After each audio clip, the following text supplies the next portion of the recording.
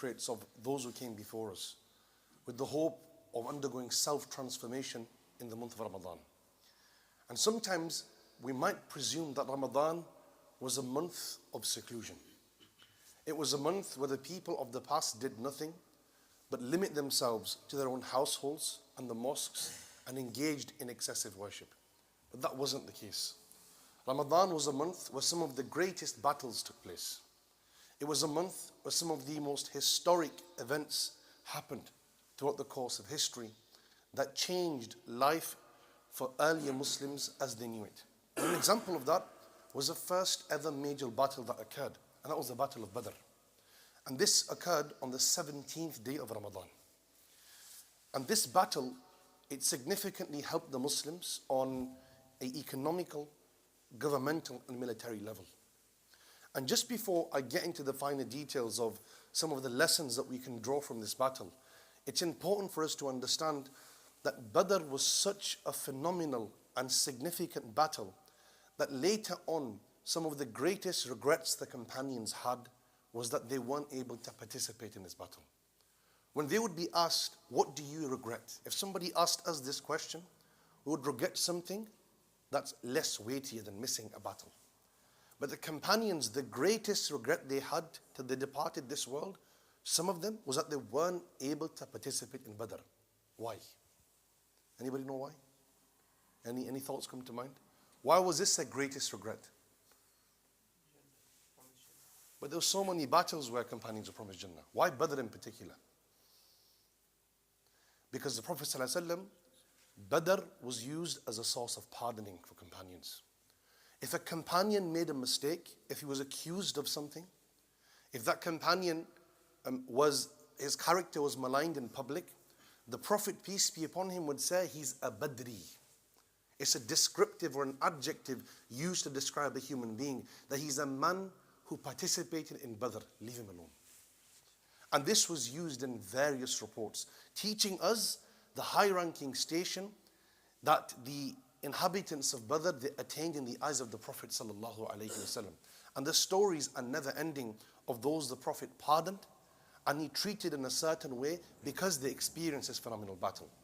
This battle took place in the first year after the mass migration. And it took place against the polytheists of Mecca, those who persecuted Meccan Muslims for countless years, those who evicted them from the holy city. And a group of Muslims, they set out to intercept a caravan that was being used to oppress Muslims, and it was carrying lots of weaponry. In the process, this turned out to be a battle, because Abu Sufyan, who was leading the caravan, he came to know that the Prophet, peace be upon him, sent certain Muslims to intercept that caravan. So he turned this into a fully armed war against the Muslims. And he sent words to Abu Jahl in Mecca to send reinforcements to obliterate these Muslims, because he understood that they were vulnerable. They had just sacrificed their homes, their families, and everything they possessed. So he wanted to exploit their vulnerability. And this turned out to be an unexpected triumph for the Muslims. The Muslims were approximately 313 in number, a very humble figure, whereas the enemy were 3 times their size, over 1,000 in number. And despite this, Allah gave them victory. Victory that books of history has attested to over the course of time. Allah subhanahu wa ta'ala in the Quran in many verses, وَلَقَدْ نَصَرَكُمُ اللَّهُ بِبَدْرٍ وَأَنْتُمْ أَذِلَّةٌ, that Allah gave you victory on the day of Badr despite you being vulnerable and small in number.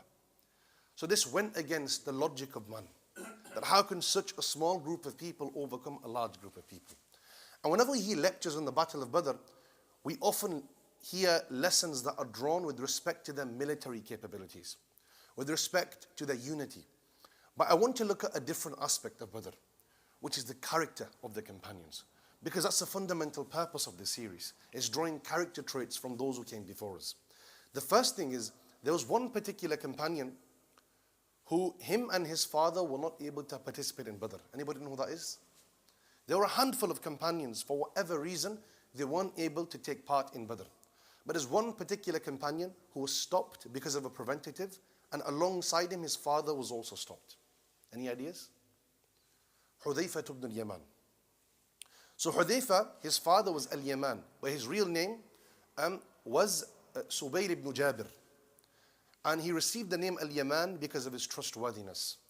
Hudayfa and his father were traveling prior to the Battle of Badr. And they were captured by the polytheists of Mecca. And they were at the verge of being imprisoned and tortured. And out of fear, and this is something permitted under Islamic law, they said to the Meccans that we will go back to Medina and we will not take part in any upcoming wars.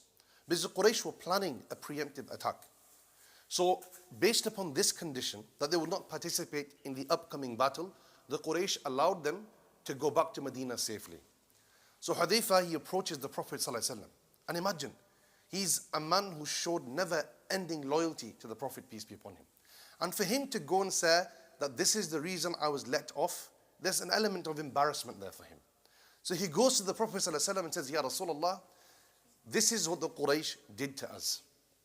And the only way we escaped is through agreeing to their conditions. To which he said, what is the condition you agreed to, O Hudayfa? He said, we agreed to not take part in battle. And the Prophet said, he says, نَفِي لَهُمْ بِعَهْدِهِمْ وَنَسْتَعِينُ اللَّهَ عَلَيْهِمْ. That we are going to agree to the conditions because we are a people who adhere to their contracts and their words. So the Prophet forbade Hudayfa and his father from taking part in Badr because of this agreement. Although he could have easily have said, forget the enemy. Who cares about their conditions and their agreements? Let's go and fight. But this was a man of impeccable character. A man who Allah said regarding, وَإِنَّكَ لَعَلَى خُلُقٍ عَظِيمٍ. You're upon a lofty character.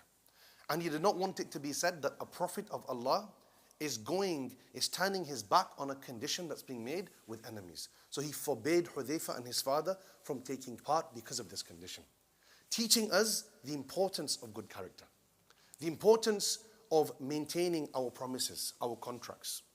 And in today's day and age, there are many contracts that we're instructed to maintain.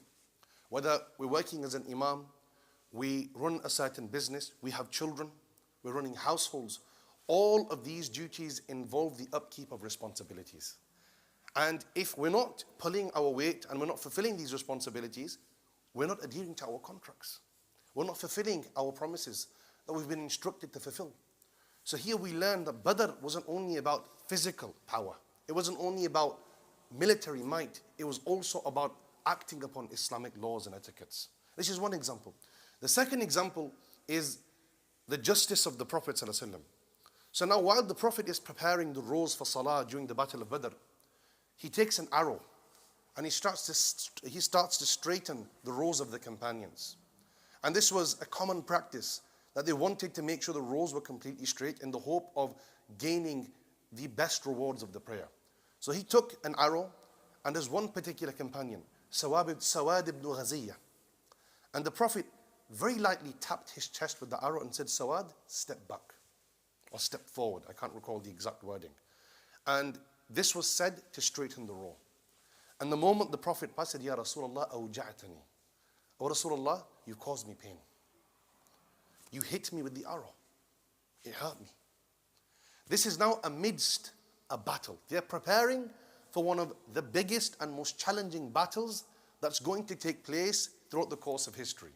The Prophet has bigger fish to fry than somebody moaning about a slap on the wrist, as they say. And the Prophet turns to him and he says, what do you mean, O Sawad? He says, Rasulullah, you hit me with the arrow and it caused me pain. I want retribution. And retribution was basically the concept of an eye for an eye, a tooth for a tooth. So let me hit you the way you hit me. And the Prophet looked at Sawad, he faced him, he stood there and said, if that's the case, no problem. I'm more than happy for you to gain your retribution. And then the Prophet lifted up his garment because Sawad said, no, not like this. When you hit me, my skin was exposed. I want you to expose your skin. It has to be done in the same way it was done to me. So the Prophet rolls up his garment and his blessed belly is on show, sallallahu alaihi wasallam. And Sawad, he leans forward and he kisses the stomach of Rasulullah sallallahu alaihi wasallam. And the Prophet says, what are you doing with Sawad? He says, أريد أن يكون هذا آخر العهد بيني وبينك يا رسول الله. I want this to be the last thing that occurs if death comes to me. That my body touches your blessed body, Ya Ya Rasulullah. That, I want this to be the last covenant. So this is another example where throughout battle, the Prophet ﷺ is upholding high levels of justice. He's granting justice to his companions. Last but not least is after this battle, they capture lots of prisoners. And they could have done what they wished with these prisoners, from enslaving them to selling them for wealth, exploiting them. But there was a consultation the Prophet did, where he asked Umar for his opinion, he asked Abu Bakr for his opinion, and then Allah sent verses instructing him to release these captives. And that was one of the benefits of the obliteration of slavery. How slavery was completely overcome throughout Islamic history was not through prohibition. We know that alcohol and usury, there were explicit Quranic verses that were revealed prohibiting these practices. But when it came to slavery, Allah made the releasing of slaves an expiation. And He encouraged the believing people to release slaves as an incentive. And that's how slavery naturally came to an end. So here, the Prophet once again, despite being victorious, despite having all the might and power, thousands of angels descended to support them. But this never fazed them. It never made them arrogant and cocky. It never made them feel we can do what we want with the enemy, we're victorious. They still adhered to Allah's laws and principles. They understood they have to navigate within a certain Islamic remit. It's not permissible for them to carry the Islamic law in their own hands and independently take and exploit, give and distribute. They were governed by Islamic laws and they submitted to them. So we find that Badr, the triumph the Muslims gained, the divine triumph, wasn't just because of the military power.